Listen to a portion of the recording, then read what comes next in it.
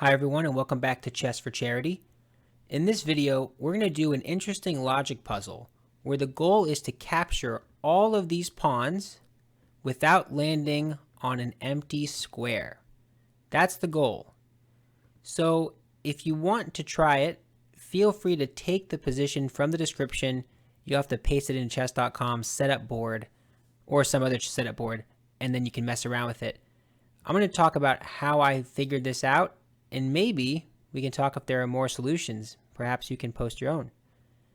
So before I go into the solution, let me quickly just encourage you to subscribe because, as you know, because I say it every video, half of the income that I earn in this channel will go to charity. So every like, every subscription really helps me out a lot. So just to make sure you all know, I'm incredibly grateful. So thank you for your support.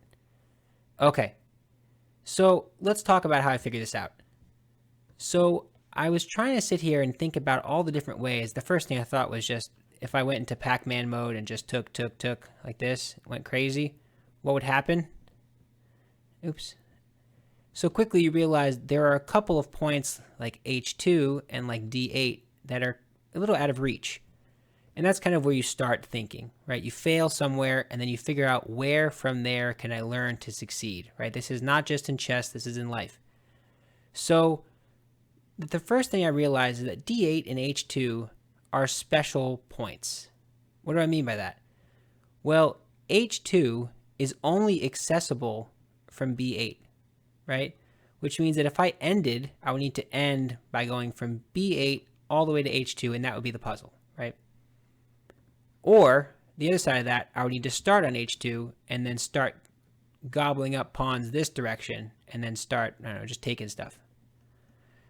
So you have to have one of these be the end point, is what I'm saying.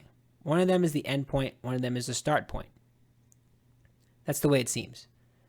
So to make sure I'm demonstrating that clearly, let's say I want to end on H2.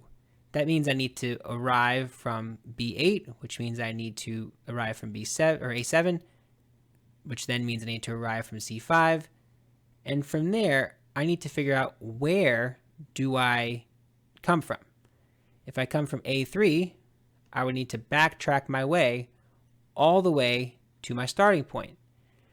But remember, you can never get to D8 unless you were on F6. So there's no possible path for me to retreat because I would need to end on D8. So quickly you realize that D8 is your ending point, because if I were to keep drawing these arrows backwards, let me draw it the other way, I would never be able to start on this square, right? You see what I'm saying? I might be able to start on a different square, maybe like this square, but not going to be able to start like this, right? I can do this. But I will not be able to start on this square. Okay, so we established that D8 is my ending point. And since H2 is the only way, like the only way to get to H2 is through B8, the only path is this diagonal, we determined our first move is bishop takes pawn on H2, right? So let's just imagine this. Let's try to take as much as we can in our imagination. So bishop takes, and then you have to retreat back to B8, right? Now from here, we have to figure out what to do, right? Obviously I go to A7, and then from here, C5, the puzzle begins. So how do I end up on D8? How does that work? You have two paths. You can either go, or actually you have three paths. You can go to A3, you can go to E3, or you can go to F8. Do they work? Do they all work? See if you can figure it out. So the way that I was thinking about it, and let me take the color off the board, the way I was thinking about it is D8 needs to be accessible from F6. But then you thought to yourself, so remember we're on this square, let's just do it on board.